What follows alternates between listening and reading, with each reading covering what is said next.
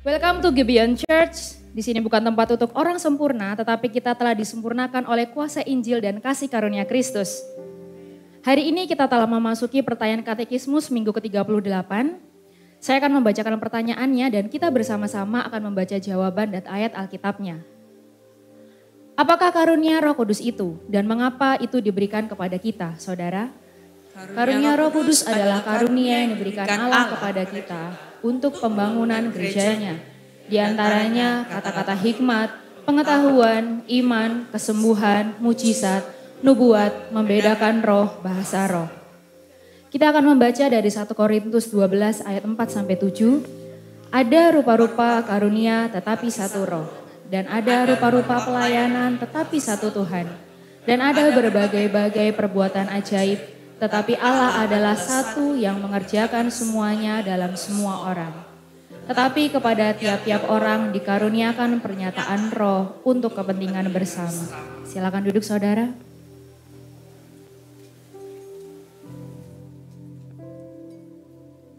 Saudara, kita percaya bahwa Allah tidak pernah meninggalkan kita. Pribadi ketiga dari Allah yaitu Roh Kudus tinggal di hati kita untuk membantu setiap kita dalam setiap kelemahan-kelemahan kita. Roh Kudus juga yang mempertobatkan dan juga membantu kita untuk terus bertumbuh dan juga berbuah di dalam Kristus.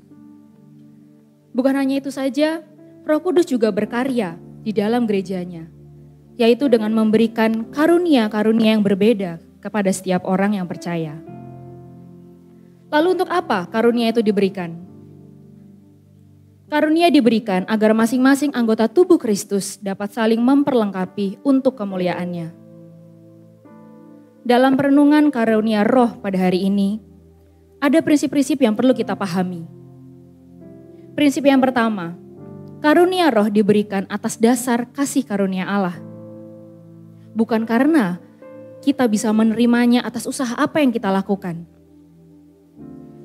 Karunia yang kita miliki juga bukan sebuah medali saudara, yang bisa kita gunakan untuk membuktikan bahwa kita itu layak di hadapan Allah. Kita tahu bahwa tidak ada satu manusia pun yang tidak jatuh dalam dosa. Dan kita semua telah kehilangan kemuliaan Allah. Tuhan di dalam hikmat-Nya memberi karunia bagi setiap orang percaya sesuai dengan kehendak-Nya. Karena karunia roh diberikan dengan sesuai kehendak Allah. Prinsip selanjutnya adalah karunia roh harus digunakan untuk menyatakan kemuliaan Kristus. Hal inilah yang harus selalu kita gaungkan ke hati kita masing-masing, yaitu soli deo gloria, yang artinya kemuliaan hanya bagi Kristus. Bukan bagi kemuliaan saya, bukan juga bagi kemuliaan saudara. Dampaknya pada saat kita mengerjakan semua yang telah Tuhan percayakan dalam hidup kita dengan penuh tanggung jawab. Motivasinya hanya satu, yaitu hanya untuk kemuliaan Kristus dan demi keindahan Injil. Prinsip lainnya adalah karunia roh diberikan untuk memperlengkapi gerejanya. Saya percaya setiap orang telah diberikan karunia yang berbeda-beda. Kita bisa menjumpainya sejak pertama kali kita ada di tempat ini. Kita melihat beragam rupa-rupa karunia dalam beragam bentuk pelayanan. Dan semuanya hanya tertuju pada Kristus. Layaknya sebuah tim sepak bola saudara. Di mana setiap pemain mempunyai perannya masing-masing sesuai kemampuannya. Ada yang menjaga gawang, ada juga yang menjadi penyerang. Tetapi mereka memiliki tujuan yang sama.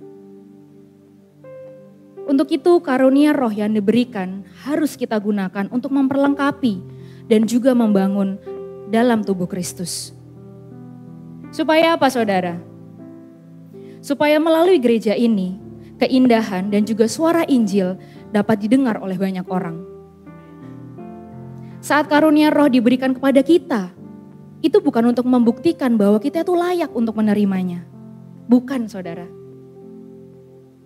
Tapi saat karunia itu diberikan pada kita, harusnya kita sadar betapa kita tidak layak untuk menerimanya. Oleh hanya pengorbanan Kristus di kayu salib, Tuhan telah melayakkan kita. Dan melalui Roh Kudus, kita dilibatkan dalam cerita indah Injil. Ketika kita memahami hal ini, disitulah keindahan dan kemuliaan Kristus akan dinyatakan dalam hidup kita dan juga dalam pelayanan kita. Saya undang saudara untuk bangkit berdiri. Mari kita mengucap syukur kepada Tuhan atas karunia Roh Kudus yang telah kita terima di dalam Kristus. Kita perlu bertobat jika seringkali kita merasa layak untuk menerima karunia Roh itu.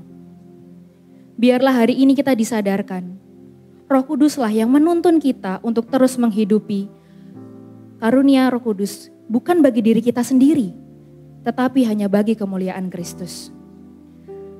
Kita akan masuk ke dalam doa pertobatan secara pribadi, saya persilahkan.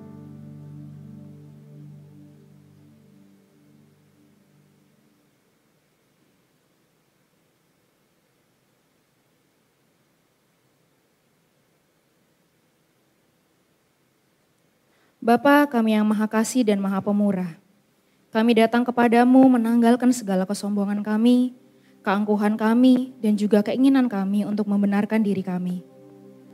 Kami datang kepadamu dengan pertobatan dan dengan iman. Kami percaya Roh Kudus memberikan kami hati yang baru untuk bisa menghidupi karunia yang telah kami terima. Bantu kami untuk tidak menjadikan karunia Roh Kudus sebagai sarana untuk memegahkan diri, melainkan untuk memperlengkapi gerejamu dan hanya bagi kemuliaan nama Kristus. Kami telah berdoa di dalam nama Tuhan Yesus. Haleluya. Amin.